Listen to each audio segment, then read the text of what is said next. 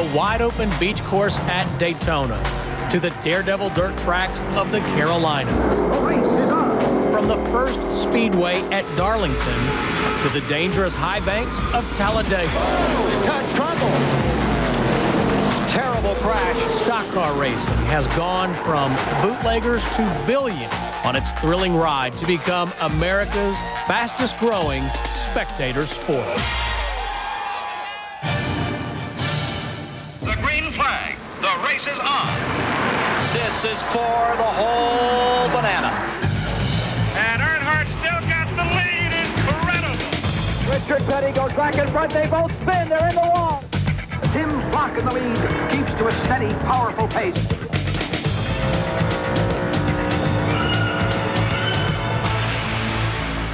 Stock car racing. It is the true American motorsport, the ultimate expression of the American love affair with the automobile. Now, stock car racing is a sophisticated international industry, but it certainly didn't start out that way. It began as a mostly southern sport, made up of moonshiners and good old boys with bad old reputations for trading paint and partying hard. In the last decade, stock car racing has grown from its disreputable roots into America's most popular spectator sport. With weekly races drawing crowds in excess of 200,000 people and a $2.6 billion broadcast deal with NBC and Fox, stock car racing now rivals professional football, baseball, and basketball as first in the hearts of American sports fans. How did stock car racing go from its bad boy bootlegger beginnings to America's most corporate-friendly straight shooting sport? It's one of America's most colorful and amazing stories. I've been a moonshiner for 7 long years. Driving fast to outrun the law. That's how it all started. If you were a moonshiner, it was a nightly ritual, doing battle with sheriffs and revenuers on the back roads of the South. This is one of the curves that's pretty tough for the moonshiner because they had another curve going back to the left. And then right on the other side of this, there's one going back to the right. You can imagine it, the dirt roads and stuff they was rough and curvy and basically like a one-lane road, and then you'd meet a car or a mule wagon or something on it, and a lot of times you'd have to run up a bank to keep from running over somebody. Revenuers versus moonshiners. It was racing at its most elemental, and it was how many of racing's greatest early drivers perfected their driving skills. The moonshine car, you'd put that thing in some places that nobody could save at some time. So was it a whole lot more risk of getting hurt, more risk of getting caught. You take more chances. It's more exciting because you was being chased to put you in penitentiary. While the good old boys in the Carolinas and Georgia were playing their cat and mouse games with the IRS, a more legitimate form of stock car racing was growing on the beaches of Daytona, Florida. The flat, wide-open sand was a natural test facility for the early car makers. The earliest competition on the beach here was back by 1903, the early years. It wasn't that much different. At that time, it was Ford against Chevrolet against Olds, but those were the names of the drivers. Henry Ford, Louis Chevrolet, and Ransom E. Olds were bringing their new horseless carriages down and testing them against each other, running on the beach. This time it was up in Ormond, but it was the foundation. It started the competition between automobile manufacturers that still goes on today. When the speed trials left town in the mid-30s, stock car racing took over the beach at Daytona. There's the green. The race is on as 28 cars roar through the hairpin south turn, heading for the beach straightaway. At that time, the beach racing was such a flurry of sound and color and action and drama. The cars battling side by side and side on side, bouncing through the entry and exit of the turns, and when the sand got ground up and was soft, they flipping them sideways out through the dunes, sending up huge sprays of water, trying to cool it down, also because they knew it was smoother out there. And also the flurry of feathers when an errant seagull would get in the way. They were used to a car coming at them at 80 or 90 miles an hour. And going up the beach was a great challenge because you had to run as close to the water as you could to make the car run fast. The closer you got to water, the harder the dirt was, or the sand. And if you could stay right out in the edge of that water, you could sail. Stock car racing on Daytona Beach and the countless small oval tracks popping up all over the Southeast grew until World War II, when racing, like so many non-military pursuits, was put on hold. Those soldiers who left the farm to fight in exotic places with exotic machines came back with a wildness and an unquenchable yearning for excitement. When I was a kid, probably 19 years old, I'm flying with the French Foreign Legion, and then with the Flying Tigers, and then I was in every major air battle in World War II. To be able to do that successfully, you have to take your life one day at a time. We assumed that we would be killed, and it was just a question of when. But that was the way he ended up thinking and living. So when I come back here, it was very hard for me to adjust to be the kind of a guy that would go to work at 8 o'clock in the morning with a lunchbox, and the danger and the speed of everything of automobile racing was probably as exciting for me as was flying. Racing on the early dirt tracks was unquestionably exciting and dirty. They're off. Back then, I mean, I remember my dad running off the first turn one time and 4 cars following him because they thought he was still on the racetrack. It was that dusty. At first, I mean, you start out and you go, wow, that was a tremendous race for 10 laps, and then you just kind of guess who's in the lead because there's just clouds of dirt, and those guys were incredible. I mean, I've seen my father get out and take his goggles off and still look like he had them on. That's how dirty he was, and yeah, they're my heroes. The racers may have been considered heroes by early fans, but for the general public, they were considered as low as the dirt they raced on. We were considered scum. If I went to a hotel and filled out a form to rent a room and I wrote the word automobile racer in there, instantly any hotel in the world would not have any room. We would have to park our tow car and race car a block or 2 away from the hotel. But you had to be very careful not to let anybody in normal society know that you were an automobile racer. Mothers and fathers bringing their kids up were trying to get them out of that low poverty existence. So they tell their kids there's some certain things you just didn't do. You didn't listen to hillbilly music. You didn't live in a log house because it hadn't been that long since people had gotten out of one. And you sure better not be caught at some old racetrack with stock cars. One of the first men to recognize the importance of these races was Bill France, a former racer and a promoter of the Daytona Beach races and other short track races scattered throughout the Southeast. He recognized a need to organize the chaos that defined racing after the war. There were so many racetracks in the South after World War II, and different people trying to put on races, and each promoter, it seemed, had his own set of rules. And some of them were skipping out with the purses, with the money, and leaving the drivers and the car owners high and dry, so to speak. And France saw a need to bring all these people under one organization with hard and fast rules and the assurance that they were going to be paid when the race was over.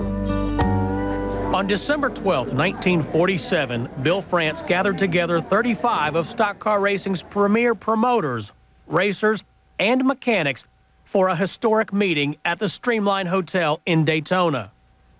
He was determined to clean up stock car racing and make it into a legitimate sport, as well as a legitimate business. When he set his mind to do something, he done it. He meant to build NASCAR where it is today, and his determination was, I mean, he had an ego that was just out of this world now. I mean, he loved racing, he loved people, and the biggest thrill that, one of the biggest thrills that France got was when to have a sellout crowd and walk out there and say, gentlemen, just look, you know, we got a crowd today and we're going to put on a hell of a show for them. In February of 1948, the National Association for Stock Car Auto Racing, NASCAR, was officially incorporated, and their first sanctioned stock car race was held on June 19, 1949 in Charlotte, North Carolina. 200 laps around a 3/4-mile dirt track. A young Richard Petty was there to watch and help father Lee. What happened, he didn't have a race car. And some of his buddies at the service station had a, I don't know, 46, 47 Buick four-door that just fly on the road. So he talked them into letting him bring it over here. So we drove the thing over here, stopped out there on the boulevard, pulled it in a service station, put it up on a rack, they jacked it up, they changed the oil, they greased the thing, they checked the air in the tires, cleaned the windshield. I mean, we was ready to go racing, right? And then I think Daddy ran about half the race and something broke and he blew a tire and turned it over and tore all the doors off of it. We had to thumb a ride home, so it's come a long way since then for sure.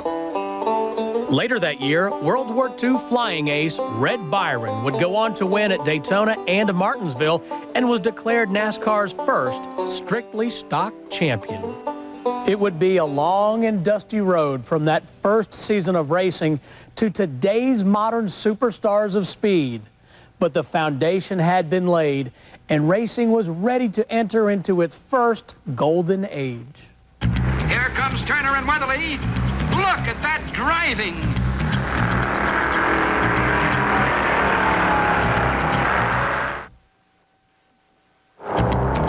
Through the south turn for the last time, and down the long beach straightaway, Flock's Mercury is smooth as ever.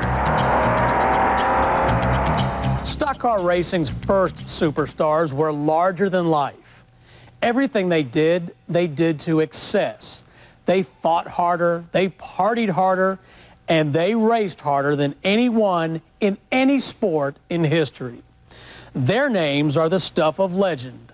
Fireball Roberts, the Flock brothers, Curtis Turner, Joe Weatherly, and Junior Johnson.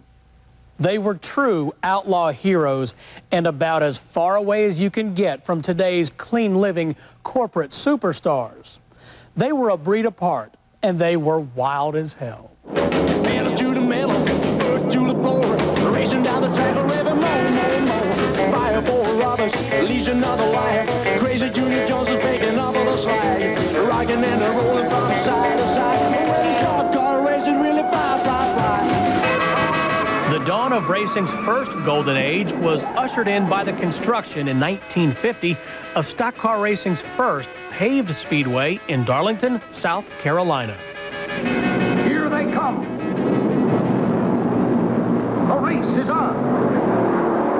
The front runners roar away, leaving a dust and bit-filled tornado as they head for the first turn. So that was the biggest thing in my world. And all of a sudden, Darlington, here's a chance to get in the big race. The first race we went to, there was 80-some cars and started the race, not entered, started. And so it was our Indianapolis. And we couldn't wait to get there.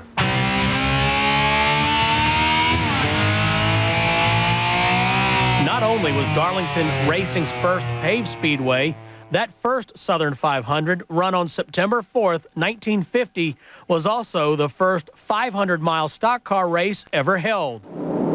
The overwhelming success of the Southern 500 allowed NASCAR to consolidate its hold on stock car racing. In 1950, Bill France expanded from 8 to 19 races. By 1951, France was running 41 races per year, and the stage was set for racing's first superstars, men whose daredevil driving and off-track exploits were every bit as dangerous as the cars they drove. Some of these guys had been through things that would make racing safe. They had and so you had some people doing some things in race cars back in those days that you just simply wouldn't see today. I mean, kamikaze things. Not that they had a death wish, it's just the way some of them drove. Curtis Turner, unquestionably, was the wildest man I ever saw on a racetrack. Curtis Turner was a one of a kind. There was only one Curtis Turner in the world, and there'll probably never be another of them.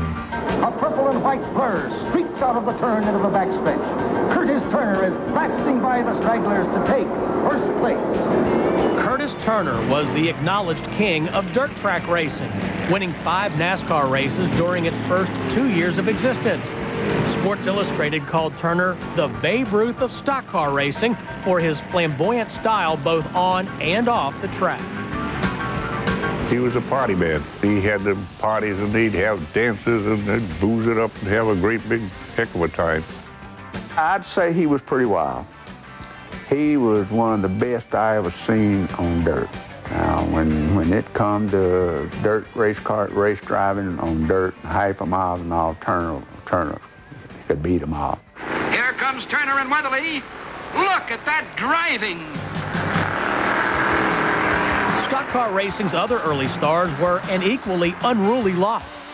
There were drivers like Joe Weatherly, Turner's racing partner and drinking buddy, who would eventually go on to 25 victories and 2 driving championships. Weatherly was known for his endless practical jokes.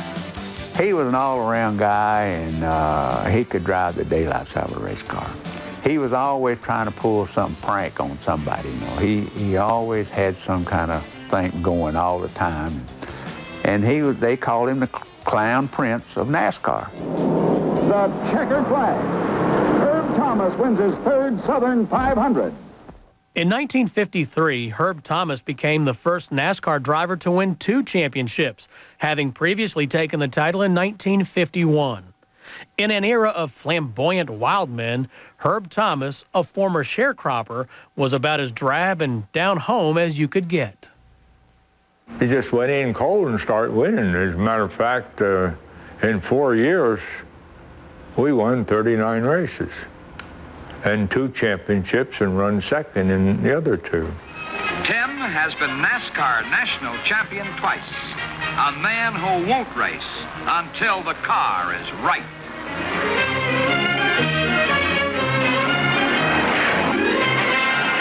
Along with notables like Joe Weatherly and Herb Thomas, the next driver to make a major impact on the sport was Tim Flock.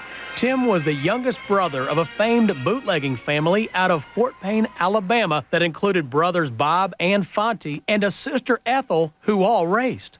In 1955, Tim Flock won 19 poles and went on to victory lane 18 times in 38 races. Lee Petty, former national champion, roars away in an Oldsmobile. Lee Petty was one of the exceptions to the party-hardy rule of the 50s. Working out of a dirt-floored barn in Level Cross, North Carolina, Petty laid the foundation for one of stock car racing's greatest dynasties with grit and hard work. Between 1954 and 1959, Petty became the first driver in NASCAR history to win 3 Grand National Driving Championships.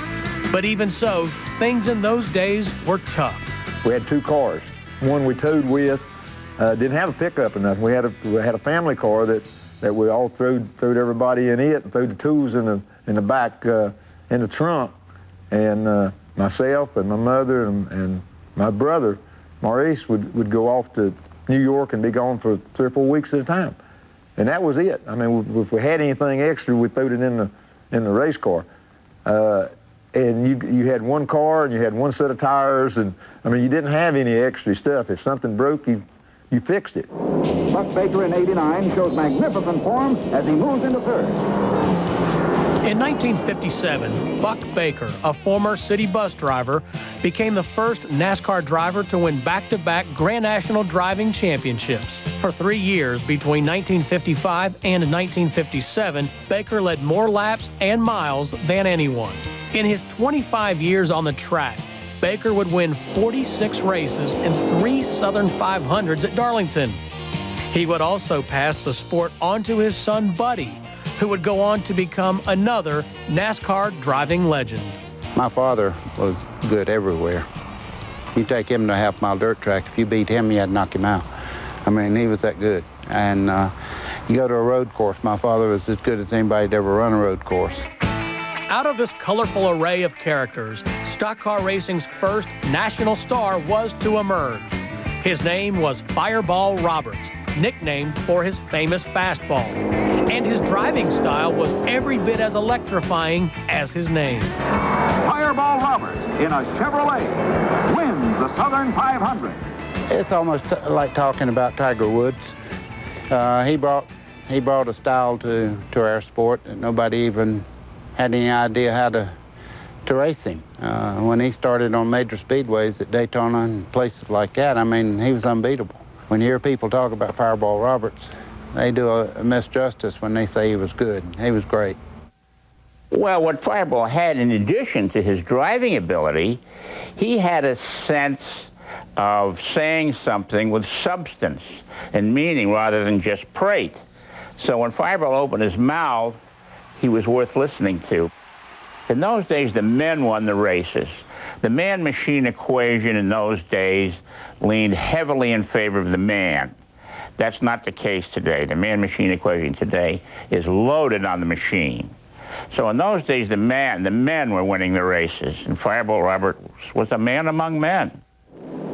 As the 1950s progressed, NASCAR racing continued to grow. By the end of the decade, NASCAR was averaging over 50 Grand National races a year.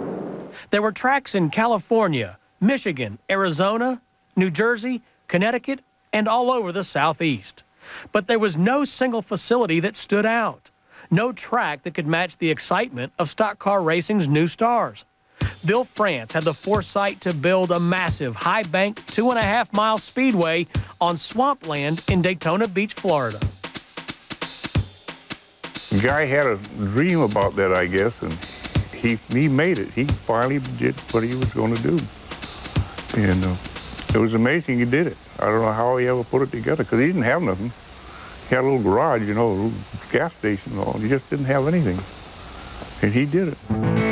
It ultimately took France 10 full years to raise the money and build the track. He sold 300,000 shares of stock at $1 a share and then borrowed another $600,000 from friends, going deeply into debt. Well, I saw it under construction. Working for NASCAR, we'd go out there quite a bit and look at how they were progressing in that big old cypress swamp is what it was. It was drained. The airport right there next door was a World War II prisoner of war camp at a naval air station. So we knew the area, draining the swamp. That's the reason the lake is out in the middle of it. But I just thought this thing is huge. It's the biggest thing I had ever seen. Design, the banking and the turns. At first, when they were putting it up, I thought it was a protective wall to keep cars from coming across and getting inspected. I said, is the track on the other side of that wall? No, that is the track. The drivers had a hard time believing it too. In an era when many NASCAR races were still being held on half-mile dirt ovals, the Daytona International Speedway, with its banked 2.5-mile track, was awe-inspiring, overwhelming, and downright scary. When I popped out of that tunnel, it was like, oh my God, now you're in for it. And looking at that thing, I mean, it was just monstrous. And they said, well, you'll eventually go where you don't back off there. And I went, well, I'm going to back off. You may not, but I'm going to back off for a while. And sure enough, the first time I went through there wide open, I looked in the mirror to see if I left anything back in the middle of the racetrack, because, I mean, I went from the bottom to the top and back down again, but I made it through there. The race is on. Held on on February 22nd, 1959, the first Daytona 500 drew 40,000 race fans and featured 59 cars competing for a purse of $19,000. And as if scripted by Bill France himself, the race ended in a heart-stopping photo finish. The end of it for Lee Petty and Johnny Beauchamp to come across the line side by side, inches apart, just it boggled the mind. After a 500-mile race and two cars are side by side, no photo finish camera was rigged up. They had never had any need for one. It was so close, he called Beauchamp the winner. Well, there was an uproar immediately because most people felt that Lee Petty was slightly ahead. I had made the shot and went back to the darkroom and processed the film, and then, of course, looking to see what I'd gotten and all, I looked at it and I saw that it was awful close, so I made a print and looked at it and saw that the winner was not what had been called, so I took the wet print upstairs because it was in the basement of the NASCAR office to Pat Purcell. I said, Pat, we've got a problem. And I showed him the print. And then, of course, it took 3 days for him to gather in more film to be sure that, you know, they didn't make a mistake in calling it or anything.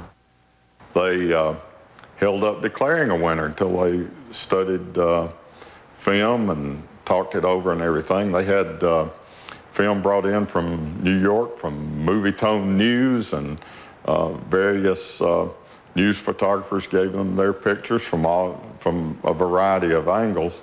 This went on from Sunday afternoon of the race in February till the next Wednesday, when Bill France Sr. finally declared that Lee Petty had won the race.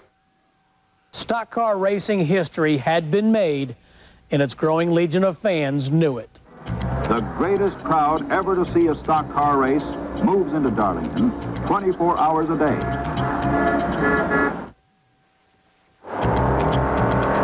You're watching the history of stock car racing on the History Channel.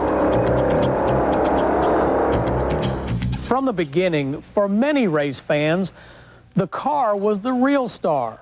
Passions and loyalties ran hot and heavy over the various car manufacturers and their respective race engines.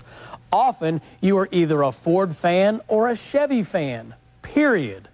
If you were a Ford fan and your daddy came back from the grave driving a Chevy, you'd have a hard time rooting for him. Some argue that Chrysler made the greatest stock car engines of all time. Others think that restrictor plates ruined the sport. Everybody's got a different opinion when it comes to what's best to run. But what I am sure of is no history of stock car racing would be complete without a history of stock car racing's most awesome iron. The Olds Rocket 88 dominated in 1950 and in 1951 with drivers like Red Byron, Buck Baker, all three Flock brothers, Fireball Roberts, and Curtis Turner behind the wheel. The Rocket 88 was a powerhouse compared to what we'd been used to running with the flathead Fords and any of the other type engines. And when Oldsmobile came out in 1949 with the Oldsmobile, the Rocket, now it was a motor and a half. The first car to be a star on the NASCAR circuit was the Hudson Hornet. In an era when most automobiles were squared-off boxes, the low-slung Hornet's sleek lines ushered in the modern age of aerodynamic styling. The floorboards and all in the Hudson was dropped down below the center line of where the door's opening, about 6 inches. So this put the weight lower to the ground and closer to the ground and made it less top-heavy. And this is why made the Hudson Hornets handle and drive so much better than the other cars, because they were setting up so high. When you go down the corner, the Oldsmobile and some of the others would just roll all over them, while the Hudson Hornet went through the corner sort of flat. The next car to dominate NASCAR was the Chrysler 300. Everything about the Chrysler spelled brute strength. Bigger, heavier, and more powerful than anything else on the road, the Chrysler 300's domination lay in its unique engine, called the Hemi. The other main ingredient that helped propel Chrysler to the forefront of racing in the mid-50s was Carl Kiekhaefer, credited by many as the first owner to bring respectability to the new sport. Through his Mercury Outboard Motor Company, he sponsored racers like Tim Flock and Buck Baker. He was a perfectionist, and the level of performance he achieved was seemingly unbeatable. Carl was one of those people that if he wanted somebody, you were going to work for him. He'd just come up and offer you enough money. And the drivers got 90% of what they won. He was the first big operator. I mean, big shop, dynos, had people that would take the race tires out and drive from here to Columbia and back just to make sure they were perfectly round and there was no flaws in the tires. And he just went at it that way. I mean, it was big business. He wanted to sell outboard motors, and he realized if those cars were first, second, and third, that's what everybody talked about, and they would buy that Mercury outboard. So, yeah, I mean, he was the first one, and quite frankly, it set the trend for the big owners now. In 1954, Lee Petty was the Grand National Champion in a Chrysler, followed the next year by Tim Flock, and in 1956, Buck Baker drove to the championship in yet another Chrysler 300. It seemed like Chrysler and Kiekhaefer were becoming unbeatable. By the end of 1956, Ford and Chevy had had enough of Chrysler making them look bad and began pouring millions into racing, research, and development. Chevrolet laid the foundation for the big boys' eventual racing dominance with the introduction of the first small block V8 engine in 1955. This radically redesigned engine was to revolutionize racing.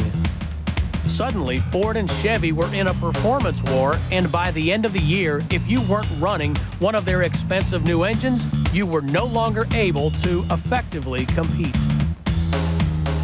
The 57 Chevy quickly became the car of choice among top NASCAR drivers. In 1957, Buck Baker won the Grand National title with 10 overall wins. A cloud of dust, 30 feet of missing guardrail. One car unaccounted for, another crippled. Almost miraculously, NASCAR had suffered no fatalities in its first decade of existence. But all that was to change on September 2nd, 1957. They called Darlington Raceway the Lady in Black, and the track was every bit as treacherous as the name implied. With its single lane and its tight curves, Darlington was considered the ultimate driving test. Darlington was the biggest challenge any race driver ever had. If you could kindly apprehend that thing and control it a little bit, you was great.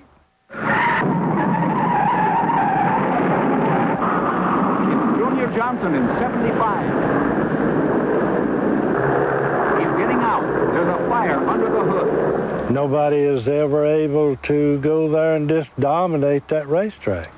You might dominate it for a while, part of a race or 2/3 of a race, but it'd reach out and bite you before the day is over if you wasn't mighty careful. Bobby Myers had just begun his Grand National career in 1957. Bobby was driving a Petty modified Olds and started the race on the front row. He was running well that day when on the 28th lap, disaster struck. Bonnie Flock and Thomas's car spins out at the end of the backstretch. He's broadside to the oncoming traffic. Myers' car flips 3 times. Bonnie Flock and Paul Goldsmith received injuries from the wreck, but 33-year-old Winston-Salem, North Carolina native Bobby Myers did not survive. Myers became the 5th fatality on the fledgling Grand National circuit. The resulting bad publicity from the crash, coupled with NASCAR's ban on high-performance product development, prompted the Automobile Manufacturers Association to effectively outlaw direct factory competition in stock car racing. But instead of buckling under the pressure, NASCAR rallied the next year when racing's first superstar, Fireball Roberts, shot to national fame. Then in 1959, with the opening of the new Daytona International Speedway, the major car manufacturers could no longer afford to ignore NASCAR's growing popularity. There's the checkered flag. Buck Baker wins the Southern 500 for the third time.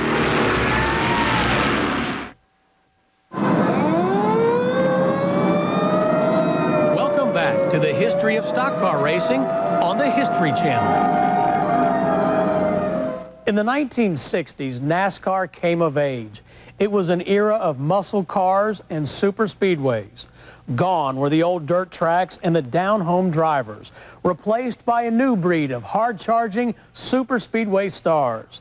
Men like Junior Johnson, David Pearson, Buddy Baker, and Fred Lorenzen. ABC's Wide World of Sports fueled NASCAR's growth when it began broadcasting races nationally, and advertisers and sponsors soon started jumping on board. It was the era when NASCAR first saw into its glorious future. In 1960, Pontiac was king. Ford and Chevy had stayed out of racing since 1957, and in that time, Pontiac had taken over. Men like Fireball Roberts, David Pearson, Marvin Panch, Junior Johnson, Joe Weatherly, and Banjo Matthews. Between 1960 and 1962, the Pontiac Catalina Tin Indians won 59 races and 71 poles, with Joe Weatherly winning the Grand National Championship in 1962. 1961 also saw the introduction of stock car racing to America for the first time when ABC's Wide World of Sports broadcast the Firecracker 250 from Daytona. This is Bill Fleming welcoming you to the beautiful Daytona International Speedway, where today we expect some tremendous speeds on this 2.5-mile high-banked oval. In 1962, Wide World followed by broadcasting the historic Daytona 500 won by Fireball Roberts, driving his famous black and gold number 22 Pontiac. The impact of those first TV broadcasts was profound. For Fireball Roberts, a hometown driver scoring a popular victory. Well, what it did was it opened people's eyes to how thrilling a sport stock car racing is. That was the big thing. See, automobile racing in that era, in the early 1960s, was looked down upon as a bunch of hot rodders trying to kill themselves, guys with grease under their fingernails and an oily rag in their hip pocket. And this started to change that perception when the Daytona races got on television. But it would be Junior Johnson, then on the comeback trail after doing time in jail for bootlegging, who would make the biggest contribution to the growing sport of stock car racing. Junior discovered the art of drafting. Used to this day, drivers draft by using air currents coming off other cars to increase speed. Cotton Orange came buzzing by in one of them Pontiacs, and just quick as he went by, I ducked right in behind him as quick as I could, you know, just as close as I almost hit him when he went by. That's how quick I ducked in behind him. And all of a sudden, my car just, just lunged forward. And of course, old big 60 Pontiac was a broad, big, fat car. It made a big hole in there. And shucks, it wasn't just a second. I was right on his bumper. Looked over at my RPMs. I'd been turning somewhere around 7,000. I was up in the 8,000 RPMs, and that thing was whistling. And I knowed then I had found something that nobody else hadn't found. So I didn't say anything to it, and didn't even say anything to Ray Fox about it. I said, I think I can run with them guys. And then when that race started, I grabbed every Pontiac there was on that racetrack and rode them basically to victory lane. It was no other way I could have got there without it. Richard Petty wins the Southern 500. The early 60s saw the emergence of a new breed of driver to match the new breed of faster engine. Men who knew how to run hard on asphalt, not on dirt. It was the end of an old era. The first new face to emerge was David Pearson, the 1960 Rookie of the Year.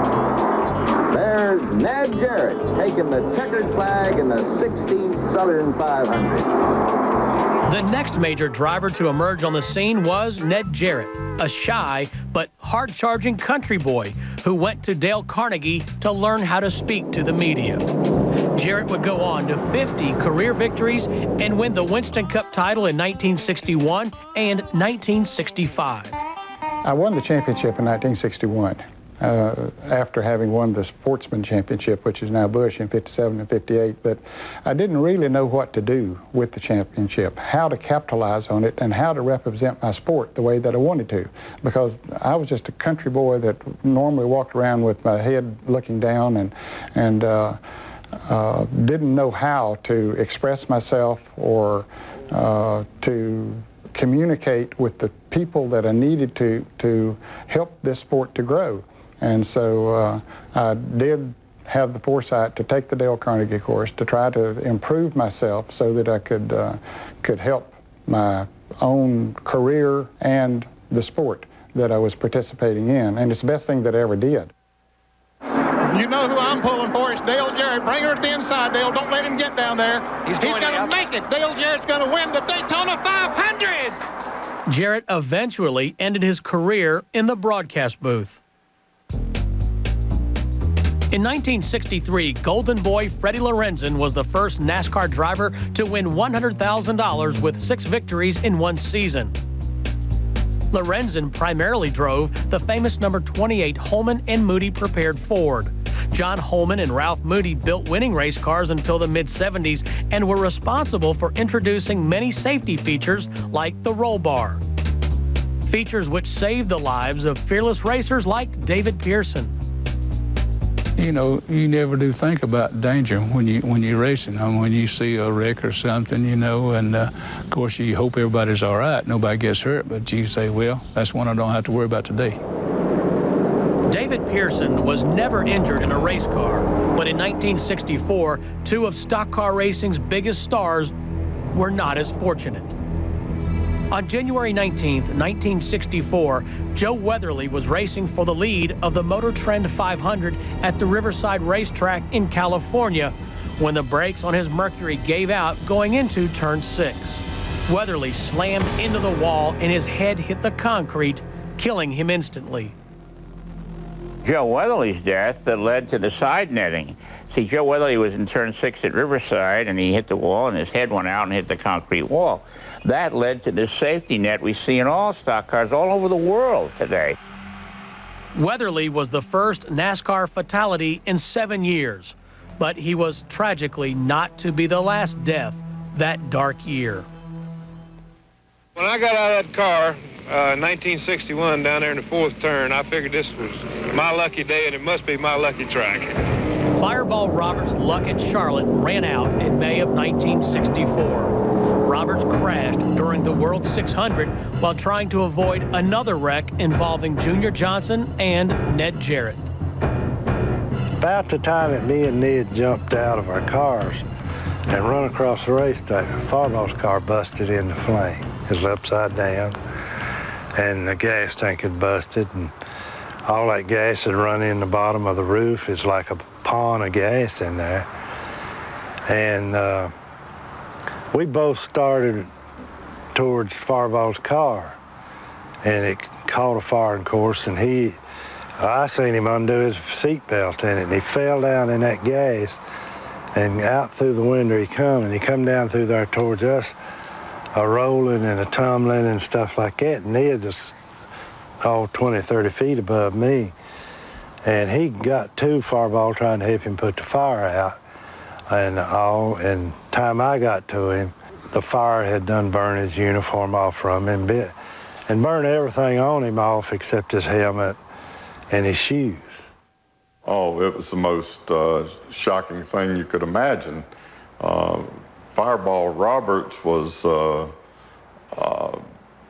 such a giant in the sport. It would have been like if something a fatal accident had happened to Babe Ruth or someone like that from another major sport, that he was involved in an accident and hurt so badly and lingered for a month before the burns finally took his life. When cars caught on fire, they developed a fuel cell. And that's been a real lifesaver for thousands of drivers. When tires were blowing out on super speedways, they developed an inner liner. That has saved many a driver's life. Give them a second chance. Safety equipment that the driver wears. I mean, you know, you didn't used to have to wear gloves. Now it's mandatory, more or less.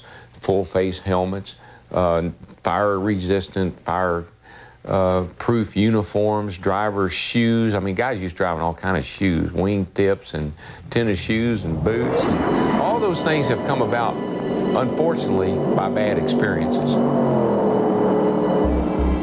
1964 also saw Chrysler jump back into racing with their famous and legendary 427 Hemi. This groundbreaking engine, introduced at Daytona, helped Richard Petty win the 500 and dominate the rest of the season. By the middle of the year, NASCAR realized it had a real competitive problem on its hands. In 1966, Junior Johnson retired from racing after 13 years and 50 Grand National wins, coming off his best season in 1965 when he won 13 of 36 races. Recently voted the greatest racer in history by Sports Illustrated magazine, Junior Johnson was immortalized in book and film as the last American hero. After he retired from racing, Junior would go on to be one of the most successful race car owners in NASCAR history. Fabulous, fabulous competitor. He had God-given ability at the wheel. Junior Johnson didn't have to learn anything. He knew it already when he stepped in the car. As the decade progressed, more and more superspeedways began opening up around the country. Charlotte, North Carolina, Atlanta, Georgia, Rockingham, North Carolina, Dover, Delaware, and Brooklyn, Michigan. In 1969, the decade ended with the controversial opening of a new track in Talladega, Alabama, bought and paid for by NASCAR founder Bill France. At 2.66 miles with banked turns of 33 degrees, the new track was bigger and faster than Daytona. So fast, in fact, that drivers refused to race on it. He was firm. He knew the stars were going to walk out. And right or wrong, he was an absolute block of granite. But he didn't give in, and they left. But they were back the next week, and there's never been any hint of a drivers' union or a boycott since then, and that was 31 years ago. As the 60s drew to a close, racing stood at the threshold of a new era. Gone were the colorful characters and rough and tumble tracks that had characterized the sport's early days. While many older fans mourned the loss of racing's outlaw image, many more realized that new advances in aerodynamics, safety, and engineering had paved the way for the sport to achieve true national prominence and popularity. He comes to the inside. Donnie Allison throws the block. Cale hits him. He slides. Donnie Allison slides. They hit again. They drive into the turn. They're hitting the wall. Here they come. Waltrip trying to slingshot. Petty is out in front at the line. Waltrip to the inside. Petty wins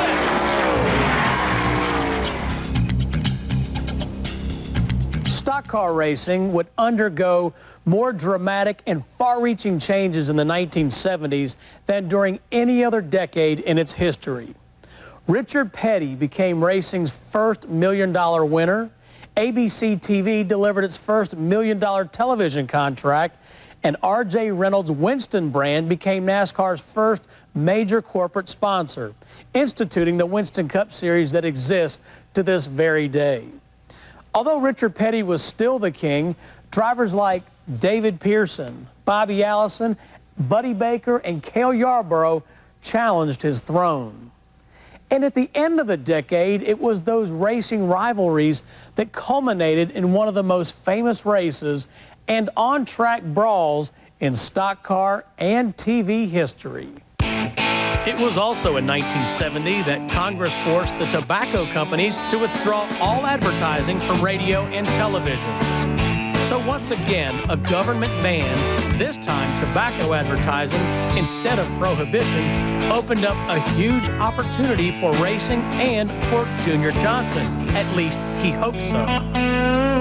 When we walk in and sit down and I tell them what I've come for and what I want and so on and so forth, and one of the people sitting at the table said, well, we just come off from television and they had something like $500 million or something, some astronomical figure that they'd been spending on TV, and they said, well, you know, that's what we've been spending for advertising. That's the kind of event we're looking for.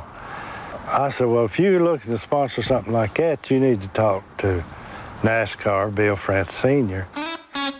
In 1971, Winston became series sponsor for the entire Grand National Circuit, which they renamed the Winston Cup Series. Winston posted $100,000 in year-end bonus money and promoted NASCAR on flashy billboards and newspaper ads, as well as promotional packages with NASCAR and its various speedways. Overnight, NASCAR suddenly had class. They changed the sport in a way that probably will never see as drastic a change as we saw there, because everybody that had been involved in stock car racing before that time was automotive oriented. What that did was revitalize the series. All these little races were thrown away, and the schedule was condensed, and R.J. Reynolds, through its Winston brand and Camel brands, pumped millions of dollars into promoting the sport. The success of NASCAR today really has its genesis in the support of the tobacco industry. When the 70s came along, it really was on a roll. The sponsors had realized that this is the place that they needed to be. When I say sponsors, I mean corporate America realized that, you know, there's something big happening here. We need to get in on it. In 1971, NASCAR signed a $1.3 million deal with ABC to broadcast 9 races that year. While in most minds Richard Petty was still the king in the 70s, many felt that David Pearson reigned supreme on the super speedways. He would end up his career with 3 racing championships and 105 victories, second only to Richard Petty. But overall, Pearson raced less and won more than any other driver in NASCAR history. Some drivers were fearless, others brutes. Pearson was smart, intensely smart in a race car. He was a stealth driver. Where's David Pearson? 500-mile race, 100 miles to go. All of a sudden, he's running 5th. 20 miles to go, he's running 2nd. And then a little while later, you'd say, where's Pearson? Well, he's but straight away behind you. And then a little while later, you say, you know, I don't have to ask you anymore. I see him. He's here. Checkered flag, he wins. Where's he been all day? He's been hiding. David Pearson was very sneaky, very talented sneaker. In the early 70s, Bobby Allison was the fan favorite.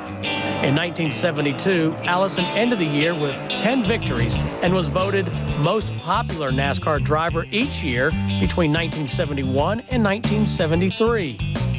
Allison would go on to win 3 Daytona 500s in 1978, 1982, and 1988 with a career total of 84 wins in 25 years of racing.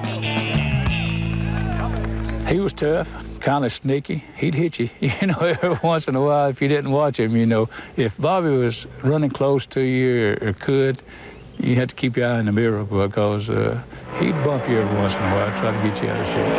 There goes Allison, but this time Pearson holds him off.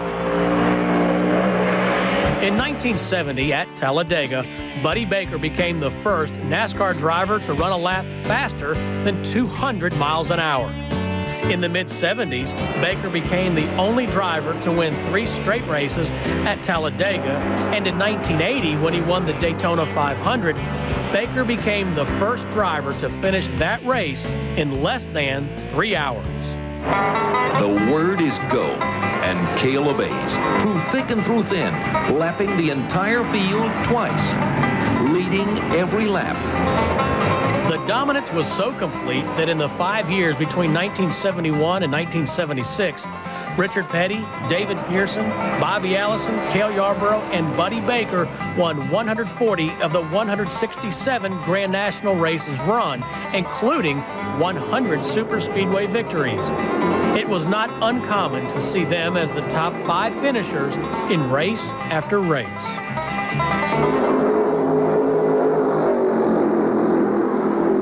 Yarborough's trying to pass. They're in deep trouble. Cale Yarborough's over the wall. He never even touched the guardrails. He sailed down that 40-foot slope. I think Cale was one of the most determined race drivers that I ever run across. His determination took him where he's at. I think Richard had great equipment, and he was a good race driver. There's no question about it. Anybody could win 200 races and 7 championships. I think that speaks for itself. Bobby Allison also was in that dogfight most of the time, and he's a great driver. Needless to say, by 1976, the rivalries between these drivers were intense. That they were to come to a head on national TV and result in a finish considered the most dramatic in superspeedway history was a lucky break for NASCAR. In 1976, ABC Sports broadcast the finish of the Daytona 500 live. They're going to be side by side as they exit the bank and head for the finish line. Richard Petty goes back in front. They both spin. They're in the wall. Petty is slamming into the wall. He's coming down toward the finish line. Will he make it? He's still moving. The car stops 300, 400 feet shy of the finish line. Pearson is still running. Here's Petty trying to fire to come across the line. David Pearson moving down through as they come to the stripe. The winner is car number 21. David Pearson won that battle with Richard Petty, but the mid-1970s belonged to Cale Yarborough. He won 3 consecutive Winston Cup championships between 1976 and 1978. It is a record that stands unbeaten to this day. It's almost unbelievable that that record can still stand with the people like the Pettys and the Earnhardts and even the Gordons and all these champions that have come along, but nobody could put 3 of them together. In a world of hard chargers, Cale Yarborough was one of the toughest competitors in NASCAR history. Cale was kind of fun, though. Cale, you know, you could kind of have fun with Cale. And he was a character, little short neck, red-faced, you know, gloves pulled up over his elbows, driving for all he was worth. So you could have some fun with Cale. When you turn the switch on, I think our steel rod went right through the middle of his head because he became almost mechanical. He really did. He had the physical stamina. He was built for just pure hard running. Just when it seemed like Yarborough was becoming dominant, a new driver came on the scene to challenge him. He was a brash, loudmouth kid who many said reminded them of a racing version of Muhammad Ali. His name was Darrell Waltrip. The fans and drivers either loved him or hated him, and Yarborough hated him. When they crashed battling for the lead of the Southern 500 at Darlington in 1977, Yarborough was also responsible for Waltrip's new nickname, Jaws. Well, that was when the movie Jaws was popular. When he got into me and put me out of the race in Darlington, when somebody asked me what happened, I just said, well, Jaws got me. That was the nicest thing he could say about me without calling me what he'd really like to, I tell you, at the time. In 1978, President Jimmy Carter hosted a dinner on the White House lawn honoring NASCAR. In 1979, CBS announced they would be televising the Daytona 500 live from start to finish for the first time in television history. To CBS's delight, on February 18th, the day of the race, huge blizzards raged throughout the country, keeping television viewers at home glued to the tube. And what they saw was perhaps the most memorable and controversial race in NASCAR history. All day, the race had been a battle between Cale Yarborough and Donnie Allison for the lead. I had been working on that slingshot move for years, and I had it down pretty pat to where I could do it on the last lap. He saw me coming, and he just crowded me down, ran me completely off the racetrack, and I hit that mud, and the car, you know, just was out of control then, and unfortunately came back and got us both tangled up, and we both crashed out, and Richard Petty was a half a lap behind and went on to win the race. What happened next was to become more famous and controversial than the race itself. It started when an enraged Cale Yarborough jumped out of his car and charged at Donnie Allison. There's a fight between Cale Yarborough and Donnie Allison. The tempers overflowing. They're angry. They know they have lost. Cale, a former Golden Gloves boxer, seemed to have been having the best of it when Donnie's younger brother Bobby pulled over to join in the fight.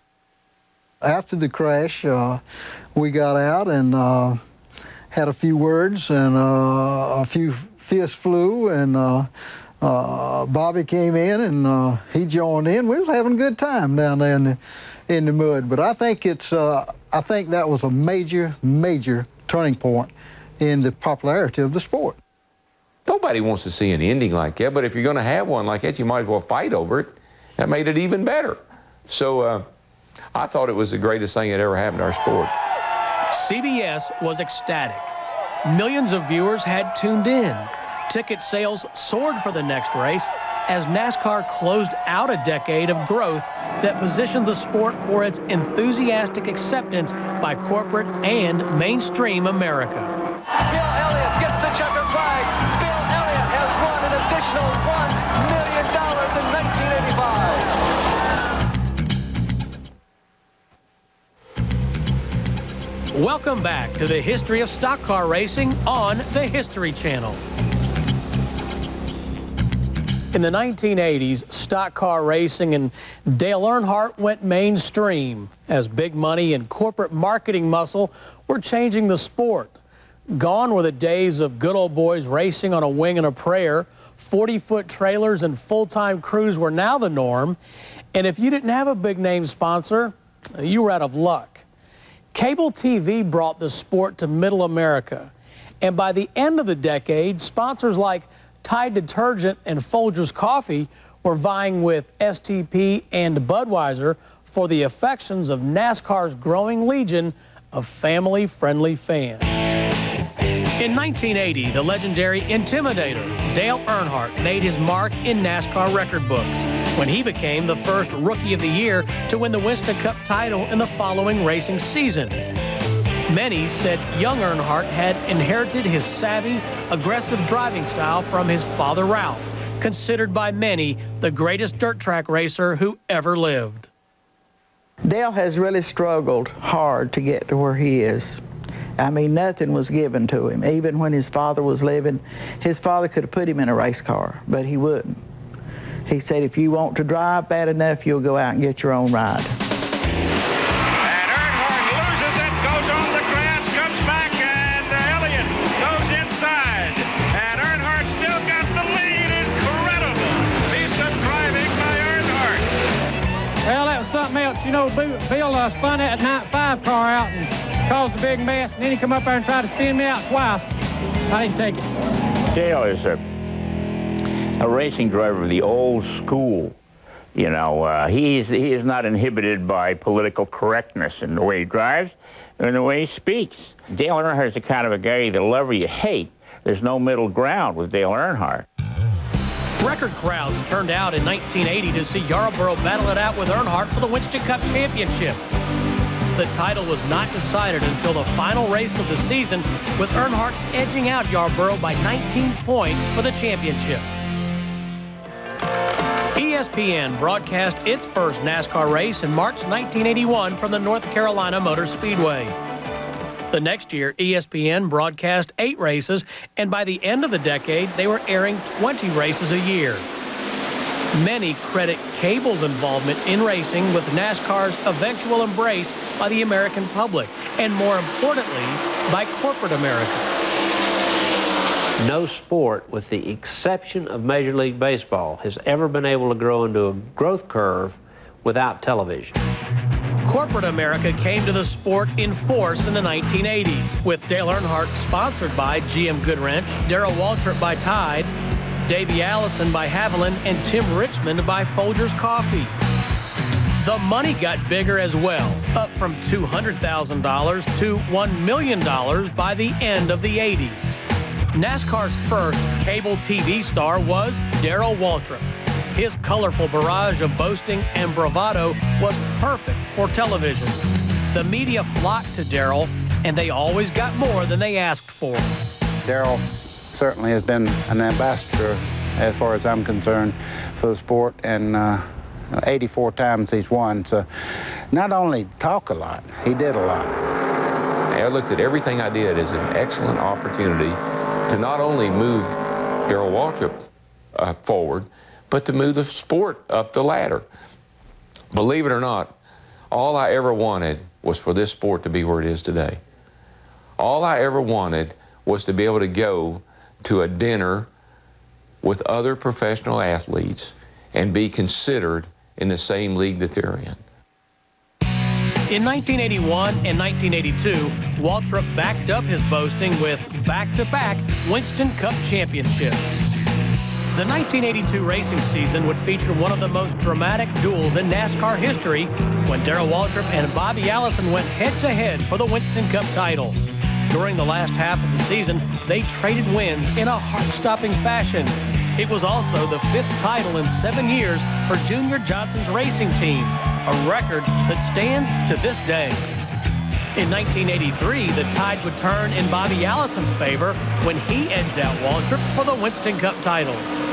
In July 1984, Richard Petty won his 200th and final NASCAR victory at the Daytona Firecracker 400, capping an illustrious 35-year career unmatched in racing history.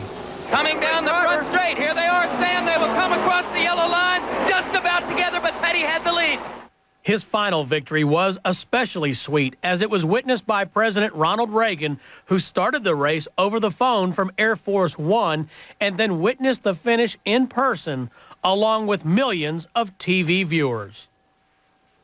Richard Petty, to me, is the most important person in stock car racing from the period of 1964 until a few years ago, because he not only won a lot of races, he won 200 races, which will probably never be broken, but he did it in a majestic way. He was a perfect gentleman. I don't care what happened to the car. I don't care who spun him out or anything else. He always got out of that car smiling. Richard Petty always talked to me when I was growing up. I mean, we stayed at a lot of the same places, and just to sit there and listen to him talk, but to see a different side of Richard Petty, the driver, was fun for me. And it was hard not to pull for Richard Petty, even though my dad was there racing him as hard as they could.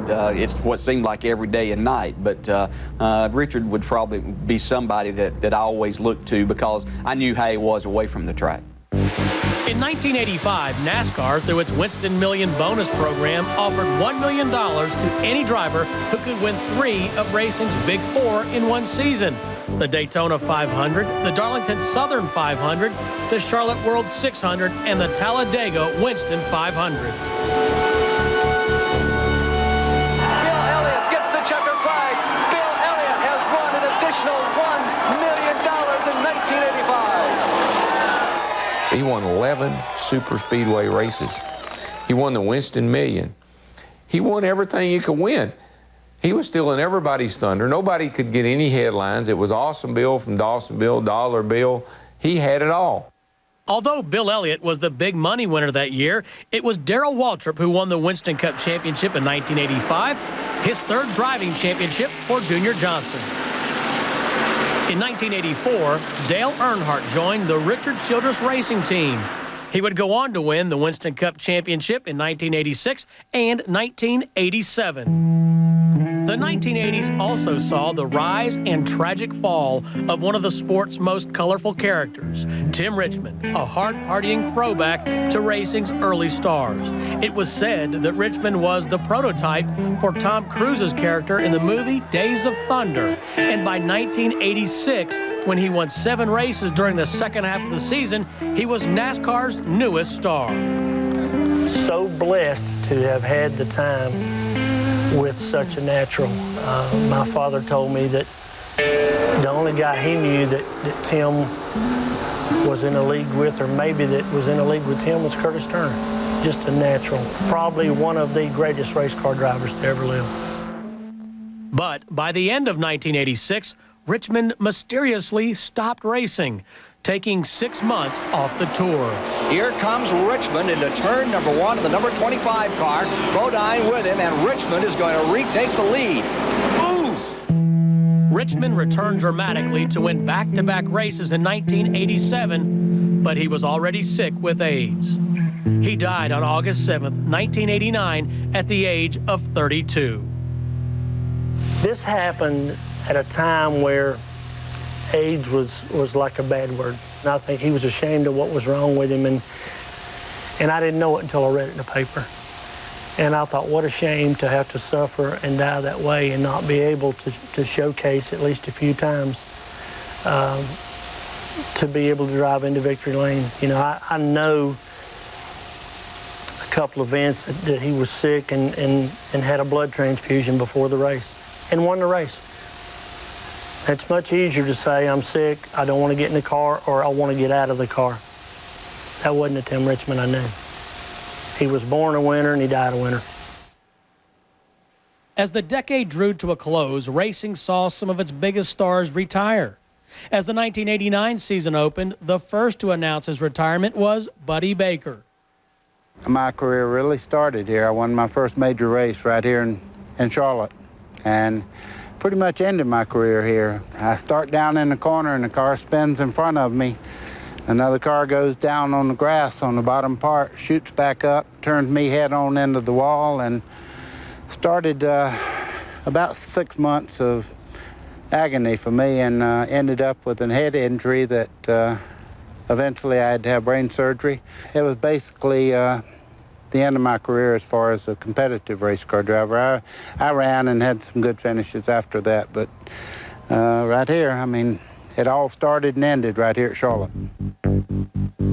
Buddy retired with an impressive 19 victories to his credit. Later that year, Cale Yarborough ended a career begun in 1957 that included 3 driving titles and 83 victories. Gone too was Bobby Allison, who never really recovered from a bad crash at Pocono in 1988 that happened only several months after he and his son Davey finished first and second at the Daytona 500 in one of the most exciting finishes in that race's history. And the winner of the 30th annual Great American Race, Bobby Allison. Davey Allison, his son, in second. Judy Allison ecstatic. What a tremendous family performance. Another great racer to retire that year was Benny Parsons, winner of 21 NASCAR victories and the 1973 Driving Championship. And finally, in October of 1989, the great David Pearson, second in career wins to Richard Petty, hung up his helmet after 105 career NASCAR victories. With the retirement of so many great racers, the field was cleared for a new generation of drivers who would carry NASCAR firmly into the 1990s. With Rusty Wallace leading the charge by winning the Winston Cup title in 1989, a new generation of superstars like Earnhardt, Labonte, Elliott, Martin, Kulwicki, Irvin, and Allison would lead NASCAR into the golden era of the 1990s. Here comes Jeff Gordon to take the lead. Gordon takes the lead. Rusty slips. Jeff Gordon will win at Bristol, Tennessee.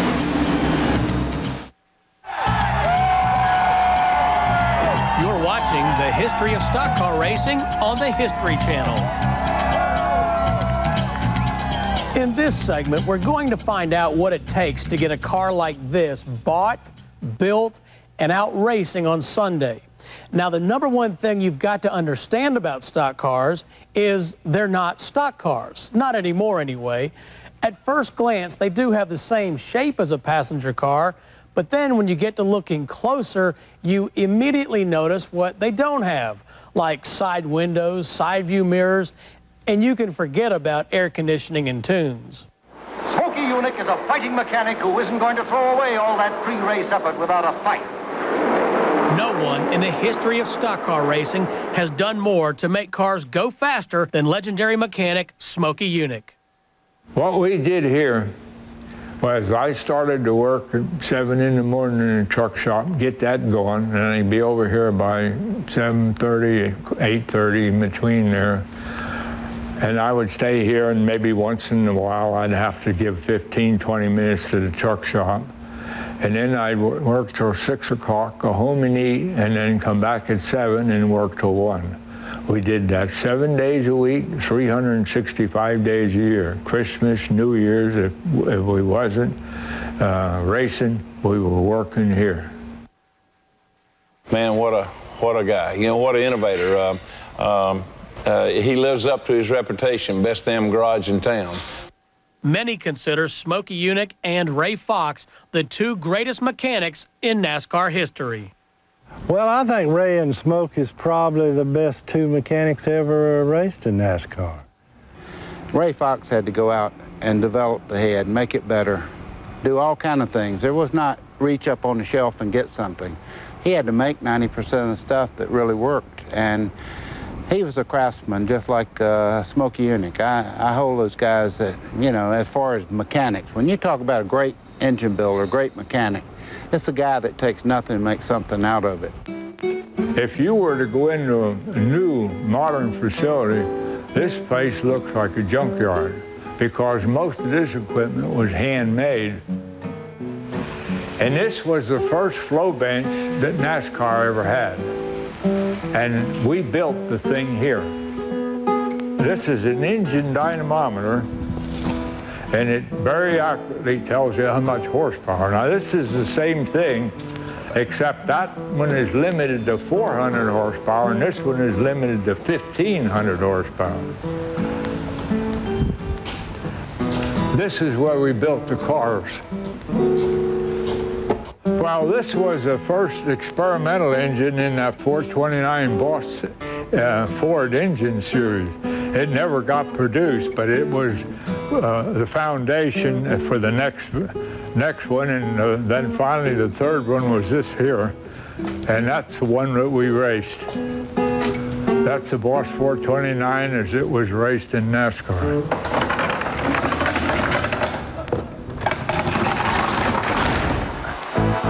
A lot has changed since those early pioneering days. With the exception of the hood, the trunk lid, the roof, and the grille, every other piece of a NASCAR race car is hand-built. Every car features a steel roll cage, a fuel cell with an interior bladder that reduces fuel spills in an accident, aerodynamically designed front air dams and rear spoilers for improved handling, and a host of other customized parts. Overseeing all this work is the crew chief, who acts like a football coach. He's the head motivator and the pit boss on race day and has final say about everything pertaining to the car. We'll wait a little bit here before we make an adjustment. Just let us know how it comes around here. Yeah, I think it's going to get looser, so I'm thinking like a half pound out of that right rear and maybe put a half pound in the left rear. The term crew chief doesn't even apply anymore. It's too big of a job for one person. A good crew chief is normally supported by 2 or 3 other good people. And I can tell you that when I was a crew chief, I really had some good support. Very good mechanical person, very good engineering person. And right now a crew chief is more of a team manager, and the guy that's the car chief is really the guy that works on the car. But the crew chief's responsible for hiring the people, making sure that they know what they've got to do. He's responsible for a lot of the things that go on with facilities, building and designing fixtures, jigs, the workflow, pretty much everything that's got to do with any part of the performance of that race team. Of course, without a good engine, all the rest is a waste of time and money. It takes an engine builder about 7 working days to obtain parts, customize those parts, and put together an entire engine. The cost of that completed engine can run as high as $70,000 to $80,000. Beefing up the engine to run flat out at 750 horsepower for 500 miles is key. Today's engine, we started out with a 358 cubic inch motor, and it used to make about 530, 40 horsepower. Right now, these engines, I've heard stories about it, but we're racing with 750, 760 horsepower out of 358 cubic inches. So that's unbelievable. As soon as the engines are built, they are hooked up to a computer-monitored engine dynamometer, or dyno, that tests the engine's performance. You know, it's really won or lost right here. It's not all you can do. You can't win it at the racetrack. All you can do is lose it. The garage opens at 6 a.m. and the trucks line up in the order of their current point standing. You get there at 6 or 7 o'clock in the morning, unload the car, it goes through inspection. The people that are up in points go through first, the people that are back in points go through last. The further back in inspection line you are, the closer you are to losing practice time. You lose practice time, you're further behind for the whole weekend. And if you don't run good, got to make a lot of changes, have any problems, all of a sudden you don't make first round qualifying. Now you got to go into second round qualifying. That cuts your practice time by another 50%. Qualifying determines who will race that week and who won't, and in what order they start. There are only 43 positions open for each race, and no driver is guaranteed a spot, with the exception of certain provisional entries, such as a past series champion. The most emotion is when the crew chief or the guys on top of the truck in that first lap on the racetrack, when he clicks that watch, you pretty much know the tone for the weekend. There's no sport like this because you're on the 2-minute drill from the time you pull in there on Friday. Every minute of that practice session is so important that the guys, not just doing pit stop practice, the mechanics are practicing changing things quicker on the car so that we can gain more practice time. But it's in the pits where modern races are often won or lost, and split seconds make all the difference. At 200 miles an hour, it's 300 feet per second. So you figure at 180 miles an hour, which is about an average at a lot of places that we run, every 1/10 of a second in the pits is at least a car length. Races are won and lost by inches over the course of 500 miles, and I started to think, wow, we could gain a bunch here, even if we didn't have a fast car, just by working on our pit stops. NASCAR lets us have 7 guys. You got a right front tire changer, you got a rear tire changer, a jack man, you got a tire carrier for each tire guy, and then you have a gas guy and a gas catcher. They amaze me, the pit stops. I mean, they practice at the shop 2, 3 times a week, both race teams, and they just keep practicing. And if you don't have a 14 and 15 second pit stop, you're behind. You're way behind. And if you can have that 14 second pit stop, 4 tires, you can go out leading the race. During the race, spotters are deployed on various roofs around the track. It is their job to alert their drivers to upcoming wrecks and also give strategic information on where and when to pass. And on the back steer here, up high, cars going everywhere. Down low, there you go, keep going like you're going. You're good, keep going. But all the preparation in the world can never adequately prepare a driver for race day. First thing Sunday morning, drivers attend the Hospitality Suite, a corporate-sponsored gathering where drivers sign autographs and answer questions for invited fans. Then it's on to a driver's meeting where the latest news and rules are gone over. 500 miles of fury preceded by months of preparation by dozens of dedicated people. It's a beautiful art form when done right. There's driving a car the way a car is supposed to be driven, and the driver using his head and not his foot. That's when it's a beautiful thing to see a car go around a racetrack. Oh, I won the Daytona 500! I won the Daytona 500! Daryl, how long? Wait. This is the Daytona 500. Don't kill me. Thank God! You're watching the history of stock car racing on the History Channel.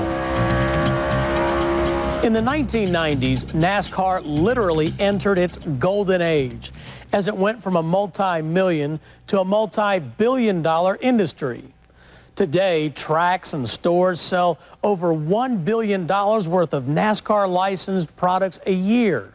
The QVC shopping network has entire segments devoted to NASCAR products alone. One recent sale of Dale Earnhardt commemorative plates netted $750,000 in 2 hours, outpacing even Michael Jordan in sales. At the end of the 1999 season, NBC and Fox inked a $2.6 billion broadcast deal to carry NASCAR races on television, solidifying NASCAR's status as the fastest growing sport in America. As the decade of the 1990s dawned, it was all Dale Earnhardt. The Intimidator was once again in the NASCAR driver's seat, winning his 4th and 5th NASCAR Winston Cup championships and solidifying his position as one of NASCAR's hardest charging champions, whose aggressive driving style harkened back to the earlier period of the sport. In 1992, Earnhardt had his hands full with veteran racing legends Bill Elliott and Davey Allison and Maverick newcomer Alan Kulwicki, a cerebral driver with an engineering degree and a desire to do things his own way. So Alan Kulwicki did things differently. You know, he said that he liked Frank Sinatra's song My Way, and Alan Kulwicki did things my way. He was a three-dimensional person. That's what I liked about him. He could set his car up, he could work on his car, and he could drive it. If I'd have got Alan Kulwicki, it would have, I don't know what kind of career me and him would have. Because I didn't have to worry about setting the car up. I didn't have to worry about what he needed. All I had to do was give it to him. Coming to the stripe. Morgan comes to the inside, and Davey Allison is going to win the Daytona 500. In 1992, Davey Allison would win the Daytona 500 after Ernie Irvan got in a wreck that also wiped out Bill Elliott. Coming into Pocono, Allison looked like the odds-on favorite to win that year's driving championship. Then disaster struck when Allison flipped 11 times and sustained multiple injuries, including a broken arm. Amazingly, he continued racing after Pocono and didn't miss one race for the remainder of the season. Davey Allison, Alan Kulwicki, and Bill Elliott were in a virtual tie going into the season finale. Davey Allison needed a 5th place finish to clinch the Winston Cup championship. Oh, crash! Davey Allison is in the crash ball. Ernie Irvan, and it's all over for Davey Allison. No, it's not over yet. I don't think he hit him that hard, maybe. Well, he hit pretty well, I think. After the wreck, it was Kulwicki and Elliott battling for the lead and the Winston Cup championship. Kulwicki led the most laps of the race, but Elliott ended up winning in a close finish. Even though Kulwicki came in second, the extra points he captured for leading the most laps was enough to win the Winston Cup championship by a mere 10 points over Elliott. Kulwicki was the first owner-driver to win the championship since Richard Petty did it in 1979. Tragically for Kulwicki, he would not have long to savor his championship. On April 2nd, 1993, Alan Kulwicki was flying in a private 2-engine plane when it crashed without warning as it approached an airport near Bristol, Tennessee. Alan Kulwicki and 3 other men were instantly killed in the crash. Then, unbelievably, 3 months later, racing was to lose another one of its most beloved drivers in another flying accident. Fresh off his run for the '92 championship, Davey Allison, son of racing legend Bobby, was poised to become NASCAR's newest star. Racing for Robert Yates, Davey had won 19 victories, including the 1992 Daytona 500, and was one of the most popular drivers on the circuit. Then tragedy struck on July 13, 1993, when 32-year-old Davey Allison crashed while attempting to land his helicopter in the infield of the Talladega Superspeedway. Davey was a talented driver. I mean, again, you know, as I always say, apples don't roll far from a tree, and he had that Allison gene in him, you know, that just made him a natural race car driver. He won, first time I ever seen him drive in ARCA, you know, he won Talladega and he won Daytona in an ARCA car, and he was just a really good kid, and I liked him, and I liked the way he raced. Good racer. We lost 3 young men that would have changed the whole complexion of the sport just in a few years there, with Tim Richmond, and then with Alan Kulwicki, and then Davey Allison. On August 6, 1994, NASCAR staged the first Brickyard 400 at the legendary Indianapolis Motor Speedway in front of the biggest crowd in NASCAR history. Not only was the race historic for ending the long-standing feud between NASCAR and Indy-style racing, but it also introduced a new driver to America. The driver's name was Jeff Gordon.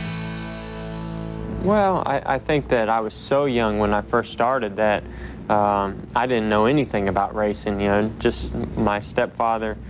My mom came home one day and said, hey, check this out, you know, and there was a little race car, a quarter midget that, you know, we just played around with. He drove in his first Winston Cup race at Atlanta. In a literal passing of the NASCAR torch, that race was also Richard Petty's last as a NASCAR driver. Checkers are out, and they are down, and it is Jeff Gordon victorious.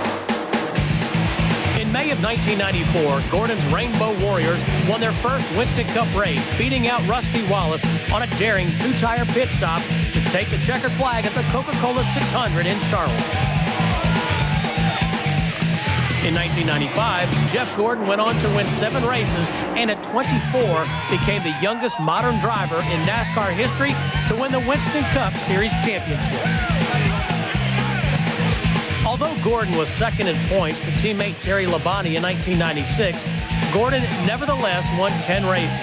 In 1997 and 1998, Gordon would go on to win back-to-back Winston Cup championships, dominating the 1998 season with 13 victories, tying Richard Petty's record. Between 1990 and 1996, attendance at NASCAR events increased 65%, or 10 times that of football and baseball. The demand was met by a flurry of new tracks, including Bob Baer's New Hampshire International Speedway, Bruton Smith's Texas Motor Speedway, and Roger Penske's California Speedway outside Los Angeles. Additional facilities were also opened in Las Vegas, Nevada, and Homestead, Florida. In 1996, NASCAR even began traveling to Japan to race, solidifying stock car racing's status as a truly international sport. In 1998, NASCAR kicked off a year-long celebration in honor of its 50th anniversary. And the party really got into high gear at that year's Daytona 500. Despite 7 NASCAR Winston Cup championships, tying Richard Petty for the most ever, Dale Earnhardt had never won the Daytona 500. But all that was to change in 1998 as Earnhardt outran Bobby Labonte to win the Daytona 500 for the first time in 2 decades. I've seen him come so close, as I had, and have it slip away right at the end, so he deserved to win it. And it had been so many years of frustrations and coming so close and not winning.